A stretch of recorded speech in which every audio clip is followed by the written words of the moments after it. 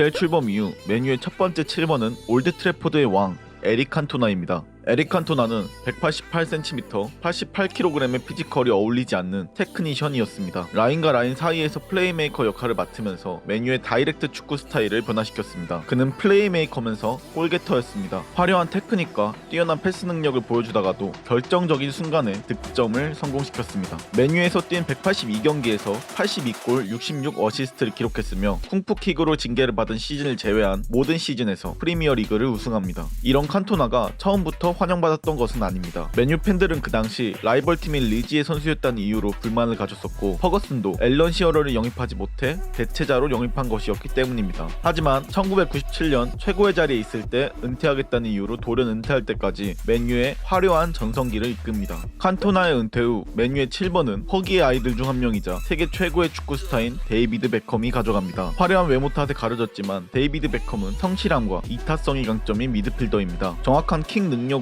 동료에게 어시스트와 패스를 보급하며 엄청난 활동량으로 공수에 기여합니다. 최고의 데드볼 스페셜리스트로 아름다운 곡선을 그리며 빨려 들어가는 프리킥은 그의 트레이드 마크라고 할 수 있습니다. 주 포지션은 중앙 미드필더와 오른쪽 클래식 윙어이며 맨유에서는 거의 오른쪽 클래식 윙어로 기용됐습니다. 커리어 동안 프리미어리그 6회, 챔피언스리그 1회, FA컵 2회 우승을 포함해 역대 맨유 7번 중 가장 많은 우승 트로피를 보유했습니다. 또한 97-98 시즌 구단 최초의 트래블에 기여했으며 조지 베스트 이후 유일한 맨유 유스 출신 7번이기도 합니다. 하지만 빅토리아 베컴과의 결혼 이후 퍼거슨 감독과 크고 작은 갈등이 생기게 되고 일명 축구화 사건으로 불화가 폭발해 레알 마드리드로 이적하게 됩니다. 베컴이 떠나면서 남긴 등번호 7번은 크리스티아누 호날두가 이어받습니다. 호날두는 맨유의 7번이라는 등번호가 가지는 의미를 극대화하는 선수입니다. 퍼거슨 감독은 원래 호나우지니를 영입하기 원했지만 호나우지니가 바르셀로나로 이적하자 스포르팅과의 친선 경기에서 맹활약을 펼친 호날두를 10대 최고 이적료로 영입합니다. 데뷔 시즌부터 40경기 6골을 기록하며 성공적으로 적응을 마친 호날두는 06-07 시즌에 첫 프리미어리그 우승을 경험합니다. 그리고 07-08 시즌 월드클래스 선수로 자리매김합니다. 최전방 공격수가 아님에도 불구하고 49경기 42골 8도움으로 발롱도르, 프리미어리그 득점왕, 챔피언스리그 득점왕 등 모든 상을 휩습니다. 또한 그의 맨유는 프리미어리그와 챔피언스리그를 우승합니다. 맨유 시절 호날두는 EPL 최고의 크랙형 윙어였습니다. 뛰어난 피지컬과 민첩성, 스피드, 화려한 개인기를 바탕으로 한 드리블로 공격 진영을 휘저었습니다. 07-08 시즌부터는 프리롤을 부여받으며 폭발적인 득점력을 뽐냅니다. 최고의 스타로 거듭난 호날두는 2009년 여름 세계 최고 이적료를 경신하며 레알 마드리드로 떠납니다.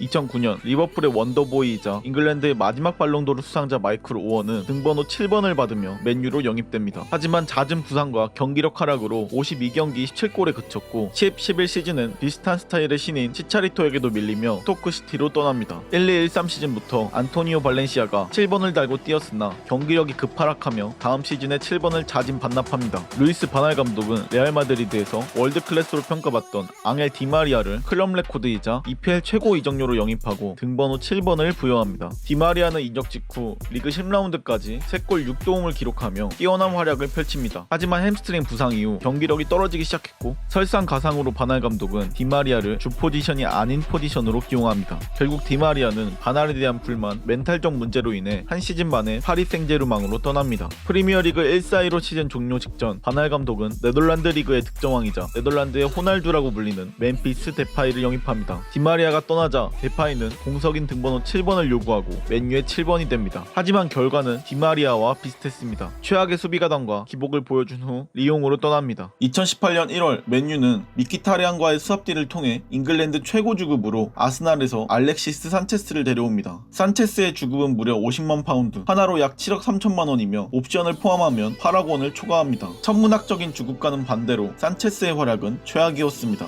45경기에서 5골을 기록하며 최악의 영입, 최악의 주급 도둑으로 평가받고 있습니다. 2019년 8월 결국 산체스는 맨유가 주급의 일부를 부담하는 방식으로 인터밀란으로 1년 동안 임대됩니다. 주급 보조보다 최악인 것은 완전히적 옵션도 없는 계약이라는 점입니다. 이는 이탈리아 무대에서의 성공을 기대하고 이적료 수익을 내려는 목적으로 예상됩니다. 산체스 산체스의 천문학적 주급은 주급 자체로도 문제지만 맨유의 주급 체계를 무너뜨렸다는 점에서 더 문제입니다. 산체스 계약 이후 맨유 선수들이 재계약을 할 때 산체스만큼의 주급을 요구하게 됐기 때문입니다. 실제로 데헤아는 재계약을 할 때 산체스급의 주급을 요구했고 이 조건은 재계약을 맺는데 가장 큰 걸림돌이 되기도 했습니다. 맨유의 7번은 영광스러운 번호였지만 역대 최악의 7번들이 거쳐간 현재는 그야말로 저주가 걸려있는 등번호가 되었습니다. 호날두가 떠난 후 5명의 7번은 고작 14골을 기록했습니다. 맨유의 7번도 과거 아스날의 9번, 첼시의 7번처럼 저주받은 등번호로 자리 잡을지 팬들의 시선이 집중됩니다.